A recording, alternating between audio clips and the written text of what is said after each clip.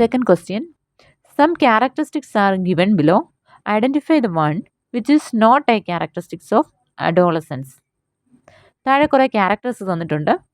അതിൽ അഡോളസൻസ് ഏജിലുള്ളവരുടേത് അല്ലാത്തത് ഏത് എന്നുള്ളതാണ് question. Option A, it is the stage of life that begins at the onset of puberty when sexual maturity or the ability to reproduce is attained. ഈ option എയിൽ പറയുന്നത് ഈ ഒരു adolescence age എന്ന് പറയുന്നത് എപ്പോഴും ഡെവലപ്പ് ചെയ്യുന്നത് പ്യൂബർട്ടിയുടെ ടൈമിലായിരിക്കും. Puberty meaning the time when a person's body and mind begins to mature into an adult and they become sexually mature.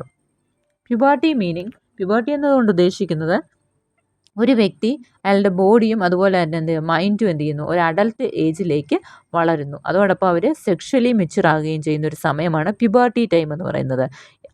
ആ ഒരു സമയം എപ്പോഴാണ്? ഈ അഡോളസൻസ് ഏജിലാണ് ഈ പ്യൂബർട്ടി കൈവരിക്കുന്നത്. അതോടൊപ്പം തന്നെ അവർ റീപ്രൊഡ്യൂസ് ചെയ്യാനുള്ള കപ്പാസിറ്റിയും കിട്ടുന്നു. ഇതാണ് ഓപ്ഷൻ എ കൊണ്ട് ഉദ്ദേശിക്കുന്നത്.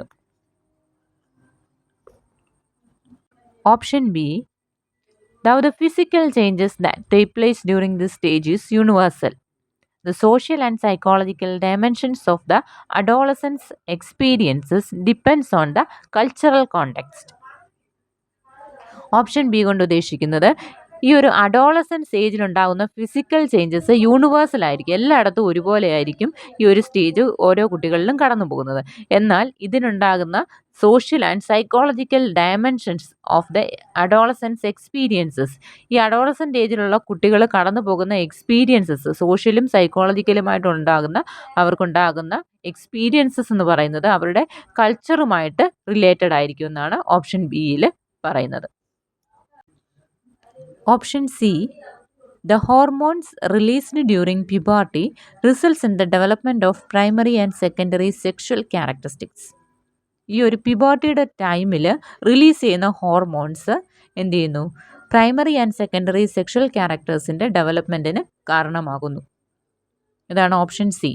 ഇനി option D, they are in pre operational stage. ആരാണ്? അഡോളസൻസ് ഏജിലുള്ള കുട്ടികൾ പ്രീ ഓപ്പറേഷണൽ സ്റ്റേജിലാണെന്നാണ് ഓപ്ഷൻ ഡി പറയുന്നത്.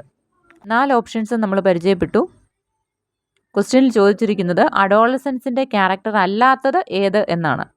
Option A, option B, option C, ഇത് മൂന്ന് ഓപ്ഷൻസും അഡോളസൻ്റ് ഏജിലുള്ള കുട്ടികളുമായിട്ട് ഏറ്റവും റിലേറ്റഡ് ആയിട്ടുള്ള ഓപ്ഷൻസ് ആണ്, കാര്യങ്ങളാണ്. എന്നാൽ ഓപ്ഷൻ ഡി എന്താണ്? അഡോളസൻറ്റുമായിട്ട് ബന്ധമില്ലാത്തതാണ്. കാരണം they are in pre operational stage എന്നാണ് പറഞ്ഞിരിക്കുന്നത്. ഇവരെന്താണ്? അഡോളസൻ്റ് ഏജിലുള്ള കുട്ടികൾ ഏത് സ്റ്റേജിലാണ്?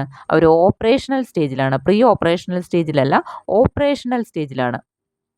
ജീൻ പിയാഷെയാണ് ഇങ്ങനെ കുട്ടികളുടെ വൈജ്ഞാനിക വികസന ഘട്ടങ്ങളെ pre operational stage, operational stage എന്നിങ്ങനെയെല്ലാം തിരിച്ചിട്ടുള്ളത് ജീൻ പിയാഷെയാണ്. അപ്പം പിയാഷെയുടെ അഭിപ്രായത്തിൽ അഡോളസൻ്റ് ഏജിലുള്ള കുട്ടികൾ ഓപ്പറേഷണൽ സ്റ്റേജിലാണ്, പ്രീ ഓപ്പറേഷണൽ സ്റ്റേജിലല്ല, ഓപ്പറേഷണൽ സ്റ്റേജിലാണ് അവരെ ഉൾപ്പെടുത്തുന്നത്. 7 മുതൽ പ്രായപൂർത്തിയാകുന്നത് വരെ എന്താണ്? ഓപ്പറേഷണൽ സ്റ്റേജിലാണ് കുട്ടികളുള്ളത്.